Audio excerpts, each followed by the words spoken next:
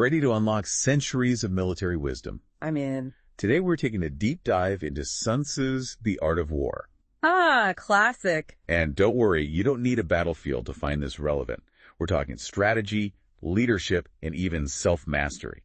Think of it this way. We're cracking the code on how this ancient text can make you a strategic mastermind, well, in any situation.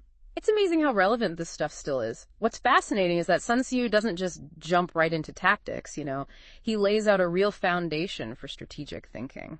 Okay, I like where this is going. Laying the groundwork, got to have a solid base. He calls these the 5 constant factors. 5 constant factors. That's pretty vague. What are we even talking about here? Well, these factors are the elements you always need to think about before engaging in any kind of conflict. Got it. The things you just can't ignore. Exactly. And they are moral law, heaven, earth, the commander, and method and discipline. Okay, I'm intrigued. Lay it on. Let's start with moral law. What does Sun Tzu even mean by that? Basically, he's talking about the relationship between the ruler and the people. You see. Yeah. Sun Tzu believed that when the people are in harmony with their leader, they'll be willing to face any danger. It's about having a shared purpose, a unified vision. So it's more than just barking orders. You have to inspire people to follow you, to really buy into the mission. Exactly. If you're leading a team, you can't just rely on your authority, right? You need to cultivate trust and loyalty to get everyone rowing in the same direction. Makes sense. Okay, so what about heaven? Is Sun Tzu talking about, divine intervention or something? Not quite. Heaven refers to all those natural conditions, day and night, weather, the seasons. Sun Tzu believed that a skilled strategist uses these elements to their advantage. Think of it as turning the environment into your ally. I'm starting to see a pattern here. Sun Tzu is all about thinking holistically, considering every possible angle. You got it. Now let's talk about Earth. This one's a little more straightforward. It refers to the terrain, the physical landscape of the conflict. So knowing the lay of the land is just as important as knowing your enemy. Precisely. Sun Tzu believed that understanding the terrain could win or lose a campaign. A narrow pass might be a death trap, or it could be the perfect place for an ambush, if you know how to use it, right? It's like playing a video game, You got to know the map to come up with the best strategy. That's a great analogy. Now let's move on to the commander. This one refers to the leader, the person calling the shots. Okay, so what makes a great commander in Sun Tzu's eyes? Well, he outlines 5 essential qualities: wisdom, sincerity, benevolence, courage, and strictness. These qualities are not just about inspiring troops, but about creating a culture of discipline and effectiveness. So it's like a leadership checklist. Wisdom, sincerity, benevolence, and be courageous. To succeed, I got to be all those things at once. Think of it more as a framework for self-reflection. Ask yourself, how can I cultivate these qualities in my own leadership style? How can I inspire those around me to be their best? That's a great point. It's not just about commanding, it's about inspiring. Okay, last but not least, we have method and discipline. What's the deal with this one? This is where the rubber meets the road. Method and discipline is all about the practical stuff, the organization, the logistics, clear communication, and a solid chain of command. Think of it as the nuts and bolts that hold your strategy together.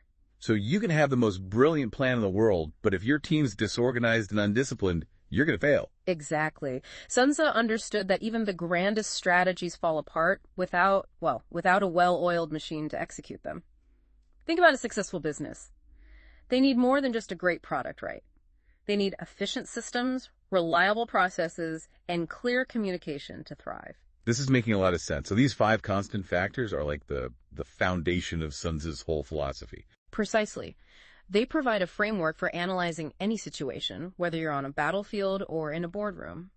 By considering moral law, heaven, earth, the commander, and method and discipline, you are setting yourself up for strategic success. This is blowing my mind. We're taking this ancient text and applying it to modern life. It's amazing.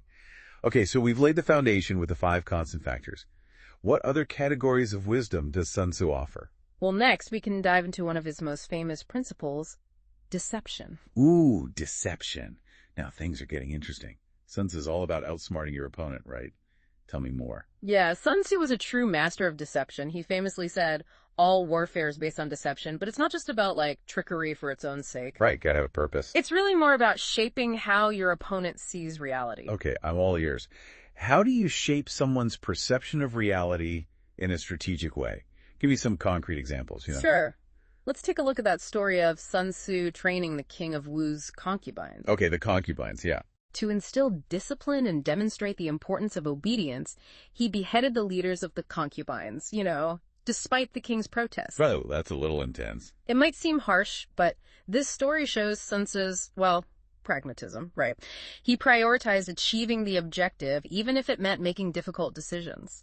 He knew that getting all sentimental couldn't get in the way of effective strategy. So it's about being ruthless when you have to be. I think it's more about being decisive and clear-eyed. Deception isn't just about fooling the enemy. It's about controlling the narrative. It's about making them misjudge your strengths and weaknesses, keeping them off balance. So it's a mind game as much as anything else. Exactly. Sun Tzu gives us some brilliant examples of this in action. He talks about attacking where your opponent isn't prepared, appearing where you're not expected. There's that story of General Sun Tzu. He used dwindling campfires to create the illusion that his army was deserting. Clever. Yeah, leading his enemy right into a trap. Wow, that's thinking outside the box. Mm-hmm. So it's about being unpredictable, keeping your opponent guessing. Precisely. And these principles can be used beyond the battlefield. Think about negotiating a deal. If you can anticipate your opponent's moves and present yourself in a way that, throws them off, you're much more likely to come out on top. That's a great point. Okay, I'm starting to see how deception can be a powerful tool, especially when used strategically. So we've covered deception. What other categories of wisdom does Sun Tzu offer? He talks a lot about the importance of terrain, right? Absolutely. Sun Tzu really believed that understanding the terrain was crucial to winning a battle. Makes sense. He dedicated a huge chunk of the art of war to analyzing different types of terrain and how to use them to your advantage. So it's not just about having a big, strong army. You also got to know how to use the environment to your advantage. Exactly. Sun Tzu meticulously categorized different types of terrain: mountains, rivers, marshes, plains. He even goes deeper, classifying them as accessible, entangling, and so on. Each one needs a different strategic approach. Give me an example. How does the terrain actually dictate your strategy? Well, for instance, Sun Tzu writes that on high, sunny ground, you have the advantage. Gotcha. In a salt marsh, though, you need to be fast and have your back protected. Narrow passes, they're dangerous if the enemy's already there in force. So it's all about using the right tool for the job. Like you wouldn't use a hammer to screw in a light bulb. Precisely. You wouldn't try to fight a defensive battle in open terrain or launch a surprise attack in a dense forest. Sun Tzu knew that the environment shapes the possibilities for conflict. That makes me think about how businesses need to adapt to different markets, Yeah. You can't just use the same strategy everywhere. You need to understand the unique challenges and opportunities of each environment. That's a great insight. Sun Tzu takes this concept even further by emphasizing the importance of local guides. Oh yeah, the folks who really know the land. Exactly. He believed that even brilliant generals could mess up by underestimating how important local knowledge is. Think about it, even if you have the best GPS in the world, it's still helpful to have someone who knows the back roads and shortcuts, maybe some hidden dangers. So it's about combining your strategic vision with on-the-ground expertise. Precisely. It's a reminder that we all benefit from seeking out diverse perspectives and local knowledge, even when we think we have all the answers. This is all so fascinating. Okay, we've covered deception and terrain. What other categories of strategic wisdom does Sun Tzu offer? I know he talks a lot about spies. Yes, Sun Tzu dedicated a significant part of the art of war to the importance of intelligence gathering and, the use of spies. He knew that knowing your enemy was essential to winning a battle. Let's dive into that.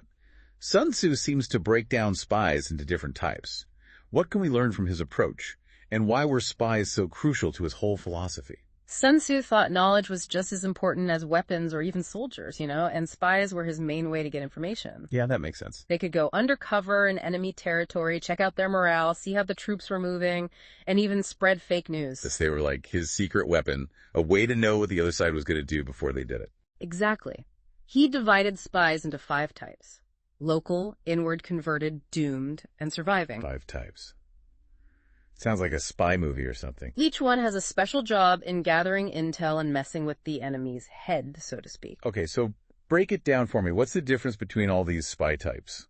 Let's start with local spies. They're people recruited from the enemy's own backyard, you could say. Got it. They give you valuable insight into their territory and culture. They blend in, understand all the little details of the environment, and can gather intel without anyone suspecting a thing. So they're like the insiders, the ones who give you the real deal on what's going down. Exactly. Then you have inward spies. Think of them like enemy officials or people in power who've been, well, persuaded to work for you. Ooh, interesting. Like double agents. Precisely. They give you access to top secret info and can influence decisions from within.